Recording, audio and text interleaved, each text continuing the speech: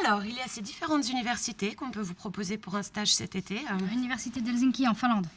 Vous voulez faire quoi exactement? Un stage dans un laboratoire? Finlande, 3,3 millions de saunas, c'est une réputée du métal, ouais.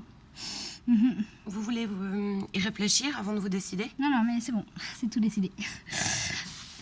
Et puis, Auskapai Vaniatua, hein, comme ils disent.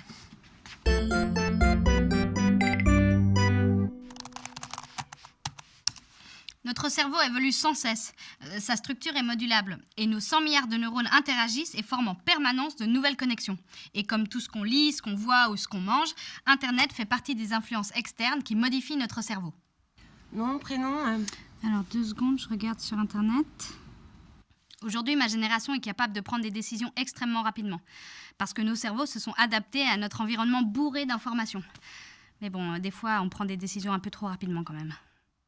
Notre cerveau a beau être très intelligent et performant, il n'est pas encore parvenu totalement à se comprendre lui-même. Pour approfondir nos connaissances à ce sujet, plusieurs chantiers de recherche ont été lancés, comme le Human Brain Project. Ils essaient notamment de mieux comprendre les cellules de base de notre cerveau, ce qu'on appelle les neurones. C'est-à-dire comprendre les signaux électriques qu'ils envoient, leur forme et les neurotransmetteurs transférant les informations d'un neurone à l'autre. Mieux connaître nos cerveaux nous permettrait de faire des avancées dans plusieurs domaines, comme par exemple en informatique. Et d'ailleurs, la partie informatique du Human Brain Project est très ambitieuse. Idéalement, les chercheurs parviendraient à simuler le cerveau humain sur un superordinateur. Ouais, enfin, je veux dire un ordinateur super puissant. Et ils en auront besoin parce qu'il faudrait recréer informatiquement nos 100 milliards de neurones et leurs 100 000 milliards de connexions. Alors, vous vous demandez certainement, mais quel est l'intérêt de recréer sur un ordinateur le fonctionnement cérébral ? Déjà parce que ça nous permettrait d'étudier le cerveau sans utiliser de vrai cerveau, et donc d'être plus efficace pour nos recherches sur les maladies cérébrales et les troubles psychiques. Et puis parce que le cerveau a quelques grandes leçons à donner à l'informatique. À commencer par sa très faible consommation d'énergie, l'équivalent d'une ampoule de 20 watts. Et puis son volume.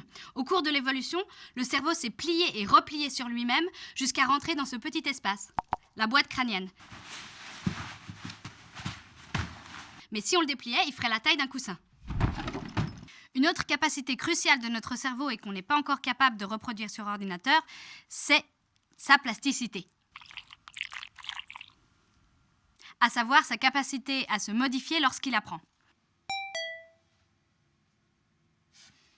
Jumalauta paska!